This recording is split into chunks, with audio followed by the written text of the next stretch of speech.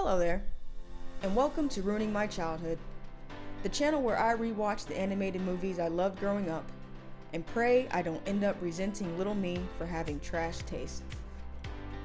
You know those movies that you swear are real to all of your friends, but not a single one knows what you're talking about? That was Rock-a-Doodle for me. Rock-a-Doodle somehow combines fairy tale logic, tonal shifts that will give you whiplash, and talking animals into a single, deeply confusing package. And I ask myself, was it as good as I remembered? Today, I'm revisiting this surreal film to see if this childhood fever dream holds up, or if it's a case of animation nostalgia gone wrong. Let's get into it and see if it ruins my childhood.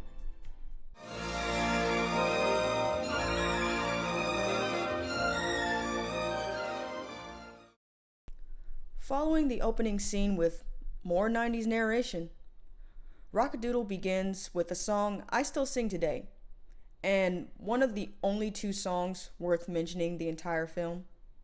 Yes, there are others, but they are worse than Ferngully's, and that's saying something. Chanticleer, a rooster with a voice and character design clearly modeled after Elvis Presley, sings to make the sun rise, while the other animals on the farm cheer him on. He's confident, admired, and according to everyone and their mother, responsible for making the sun rise. But that won't stand with the Grand Duke of Owls, an owl who hates sunlight because in this universe, it will literally send them into nothingness. He sends his minion to sabotage Chanticleer, and thanks to this fight, the sun rises without his crow. Immediately, everyone turns on him. He's a fake! Hey everybody, cock-a-doodle down! But oddly enough, the sun goes back down as Chanticleer trudges away. It's like someone flipped an apocalypse switch and no one stops and says, hold up, maybe that Elvis rooster was magic. Not one of these farm animals pulls out a whiteboard. Not one of them puts two and two together that literally, the moment Chanticleer leaves, all hell breaks loose. Nothing. This early section of the film sets up a surprisingly interesting idea that some animated 90s movies would have leaned into. What if a community turns on someone for failing once, only to realize that their contribution was far more important than they understood? Unfortunately, the rest of Rock-a-Doodle doesn't really follow through on that theme in any consistent way. But in this opening act, there's a strange blend of fairy tale logic and character-driven drama that would have worked for the entire movie if that's what it had stuck to. The movie takes a sudden hard left into live action, which I didn't remember happening, and probably for good reason. Suddenly, we're in a real child's room where a real little boy named Edmond is being read the story of Chanticleer while a storm brews outside. And this is where the movie nearly lost me. In every live action scene, everyone looks and sounds like they've been dubbed over by someone doing their best impression of what a human might sound like. The lips are moving, but the voices feel like they were added in post by a completely different cast. It's so bad, it's sometimes laughable. And then the villain shows up. Yes, the Grand Duke of Owls magically enters this real child's bedroom. Why? Unclear. How? Doesn't matter. He's here now. And honestly, this is the moment where the film accidentally may have given me a gift. The Duke looks directly at this kid and says with absolute disdain, You, with no regard for the feelings of others. I must admit, I've never related more to a villain than in that moment. He hates the sun. He hates the characters in this movie. He hates being mildly inconvenienced. And now he's showing up in a thunderstorm to magic breath a small child into a cartoon catboy. It's chaos, and I respect it. The movie is fully animated again, but we've brought this catboy into the story, and he is now the protagonist. The Elvis chicken, he's gone for the next 45 minutes. The rich storyline that could have been expanded upon, non-existent. The movie just fully hands the wheel to be plot-worthy characters and drives itself into unintentional, badly done surrealism. This is where we officially meet what I'll call Edmond's support team, who are presumably intended to be endearing, but most of them are borderline unbearable. First, there's Patu, the old bloodhound and narrator of the film, whose voice acting is saved by Phil Harris. But as a character, he moves slowly, narrates awkwardly, and wears shoes he can't tie. He does end up being one of the more tolerable characters in this entire film, which isn't saying much.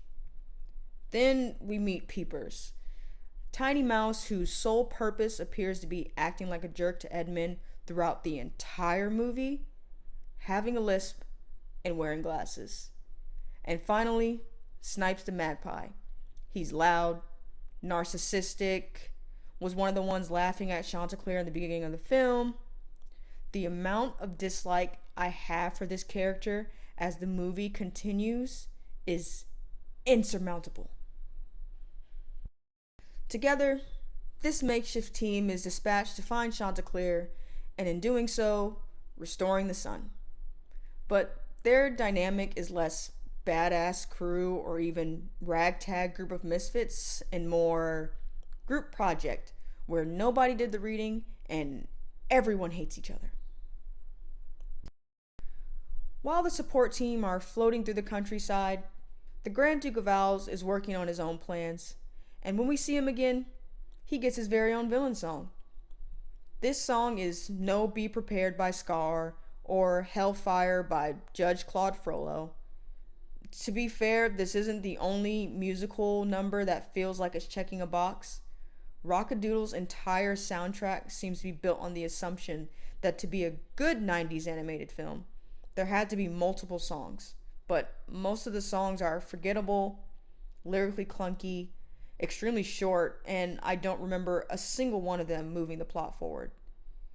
They feel like placeholders. And if the Duke himself weren't enough, he's accompanied through much of the film by his nephew Hunch, whose only consistent personality trait is being extremely annoying. Batty, he is not. I will remember you. By this point in the movie, you may be asking a reasonable question.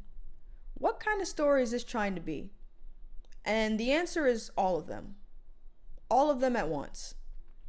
The film's tone and storyline are all over the place, and the only thing that seems to help you understand what's exactly going on is the occasional narration by Patu, which, by the way, was only added because the test audience said they had issue following the film's plot.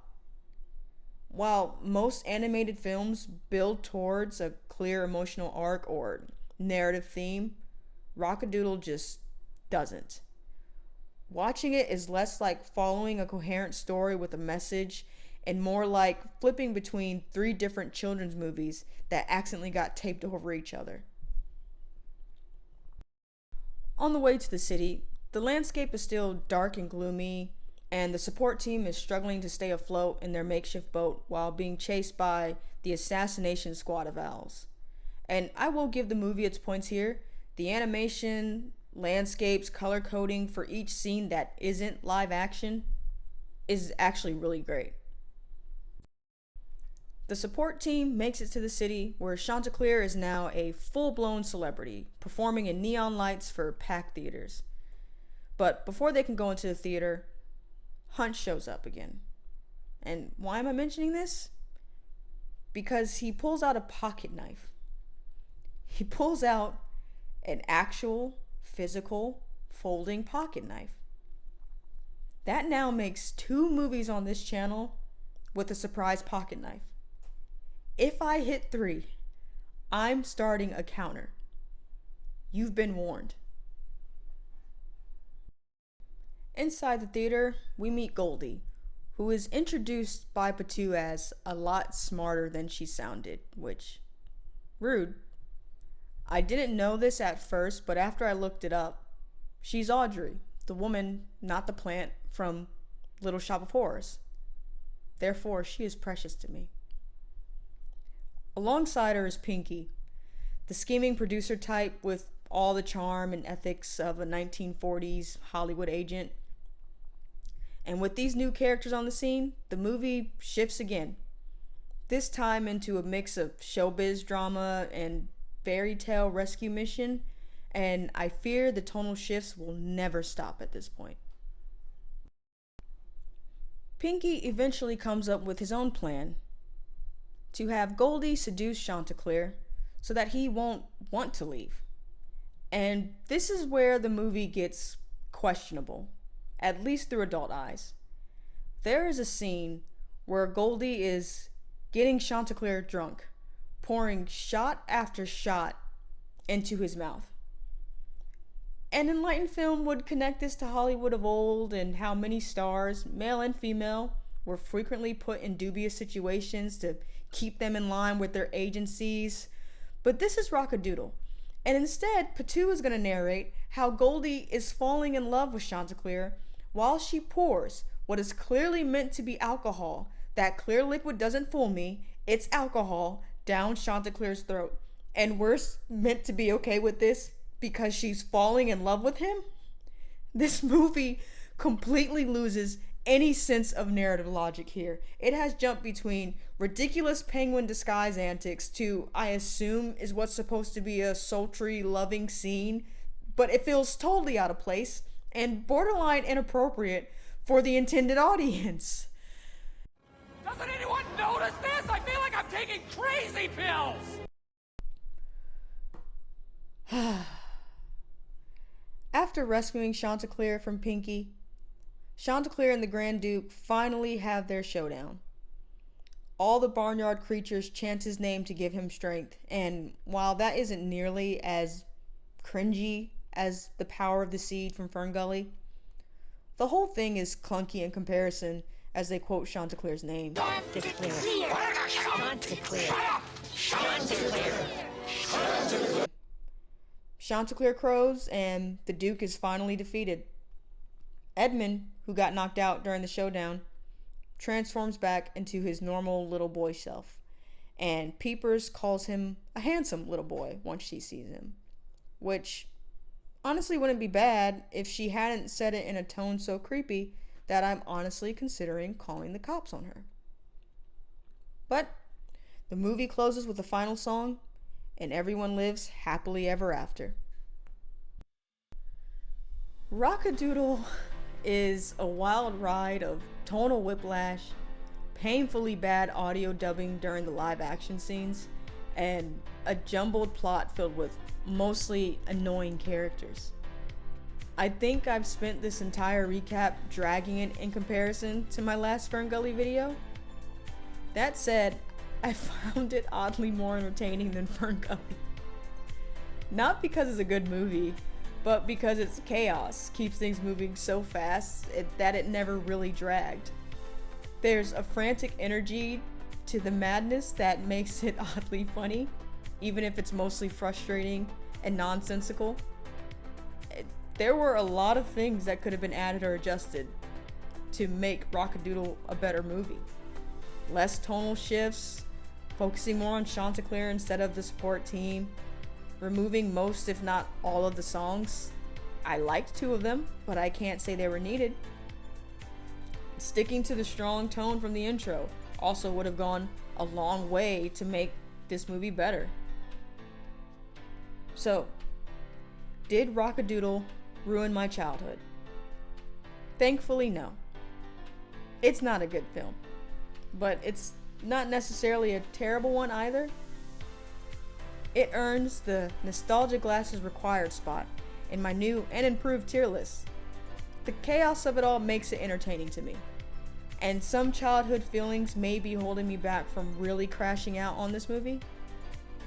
So it didn't send me into a rage, but I'm also pretty sure I'll never watch it again. Thank you for watching another video on ruining my childhood. What are your thoughts about Rock-a-Doodle? Do you agree with my ranking? And what do you think of the new tier list?